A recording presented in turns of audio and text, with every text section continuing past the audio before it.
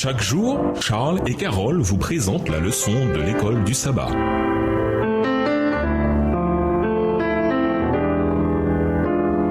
Bienvenue à votre émission. Dieu nous parle. Nous voilà à la leçon de mercredi, la divinité.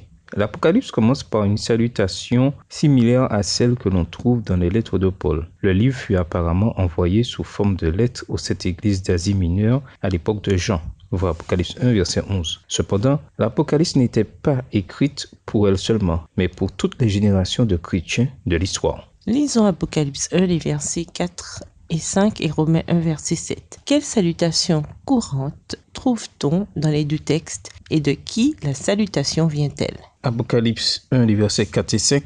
Jean aux 7 églises qui sont en Asie, que la grâce et la paix vous soient données de la part de celui qui est, qui était et qui vient, et de la part des 7 esprits qui sont devant son trône, et de la part de Jésus-Christ, le témoin fidèle, le premier-né des morts, et le prince des rois de la terre. À celui qui nous aime, qui nous a délivrés de nos péchés par son sang.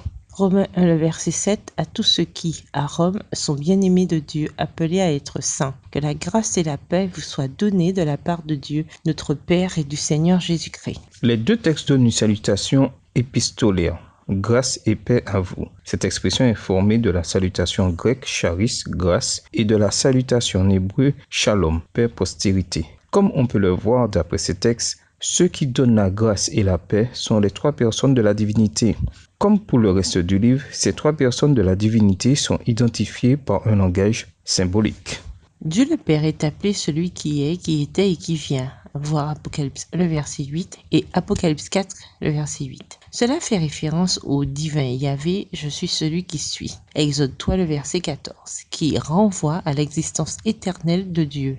Le Saint-Esprit est appelé les 7 esprits, comparé avec Apocalypse 4, verset 5 et Apocalypse 5, verset 6. 7 est un chiffre de plénitude. Les 7 esprits signifient que le Saint-Esprit est actif dans les 7 églises. Cette image fait référence à l'omniprésence et l'œuvre constante du Saint-Esprit parmi le peuple de Dieu dans l'histoire, afin de lui permettre d'accomplir son appel. Jésus-Christ est appelé le témoin fidèle, le premier-né d'entre les morts et le chef des rois de la terre. Apocalypse 1, verset 5. Ces trois titres renvoient à sa mort sur la croix, à sa résurrection et à son règne au ciel. Ensuite, Jean déclare ce que Jésus a fait. Il nous aime, il nous a délivrés de nos péchés par son sang. Il a fait de nous un royaume des prêtres pour son Dieu et Père. Apocalypse 5, les versets 5 et 6. Il nous aime dans l'original grec fait référence à l'amour constant de Christ qui épouse le passé, le présent et l'avenir. Celui qui nous aime nous a délivrés de nos péchés par son sang. En grec, le verbe délivrer renvoie à un acte accompli dans le passé. Quand Jésus est mort sur la croix, il a fourni une expiation parfaite et totale pour nos péchés. Éphésiens 2, verset 6 et Philippiens 3, verset 20 décrivent les rachetés comme étant ceux qui sont ressuscités et qui s'asseyent avec Jésus dans les lieux célestes. Qu'est-ce que cela peut vouloir dire? Et comment profitons-nous de ce glorieux statut en Christ en tant que royaume et prêtre? Apocalypse 1, verset 6.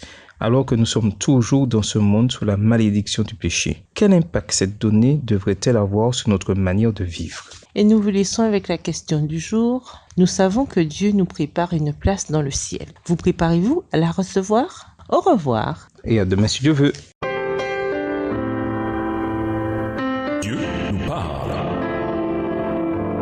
Chaque jour, Charles et Carole vous présentent la leçon de l'école du sabbat.